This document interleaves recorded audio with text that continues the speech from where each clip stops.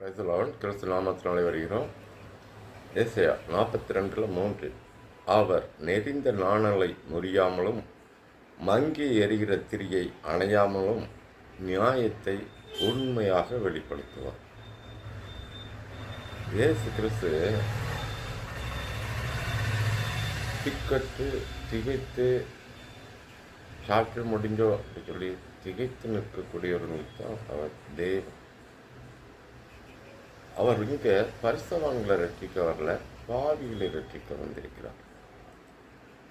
அந்த பாவிகளுக்கு என்னென்ன நான் செய்வேன் சொல்லி பார்த்தாச்சுன்னா, இந்த உலகம் சாபம் இல்லாட்ட ஏதோ ஒரு ரீசனில் அவங்கள ஒதுக்கி ஓரமாக வச்சு வேடிக்கை பார்க்கலாம்.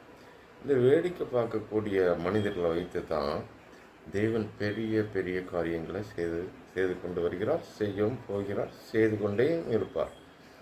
இப்படிப்பட்ட உங்களை நோக்கி தான் தேவன் சொல்கிறார், நெறிந்த நாணலை முடியாமல்.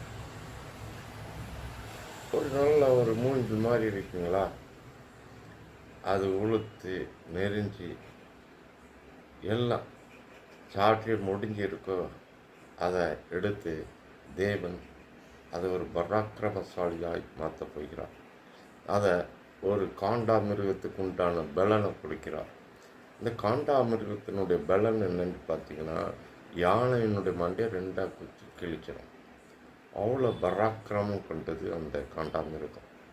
இதைத்தான் தேவன் என்ன சொல்கிறார், நெறிந்த நாணலை முறியாமல் மங்கி எறிகிற திரியை அணையாமல்.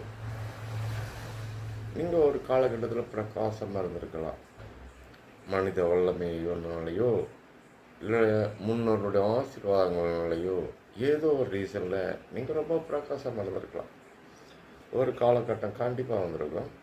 அந்த காலகட்டம் அந்த பிரகாசம் கொஞ்சம் கொஞ்சமாக அப்படி டிம் ஆகி அப்படியே அது மங்கி ஒன்றும் இல்லாமல் போகக்கூடிய ஸ்டேஜாக இருக்கலாம்.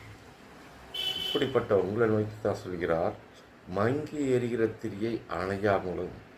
இனிமே அதுக்கு எண்ணெய் ஊற்றி அதுக்கு அந்த திரியை பிரகாசமாக எரிய வைத்து அது ஒரு உலகத்துக்கு ஒரு வெளிச்சமாய் நீங்கள் கிறிஸ்துவாலே ஆக்கப்படுகிறீர்கள். இங்கே எந்த ஒரு மனுஷனாலையும் அல்ல, நியாயத்தை உண்மையாக வெளிப்படுத்துவார். இந்த நியாயம் என்னன்ட்டு எடுத்து பார்த்தீங்கன்னா, இந்த உலகம் என்று எடுத்து பார்த்தீங்கன்னா அதுக்குண்டு ஒரு நியாயம் இருக்குது. அதே இடத்துல ஒரு 4 பேர் ஒரு அதிகாரம் படைத்தவர்கள் இருந்தாங்கன்னா அது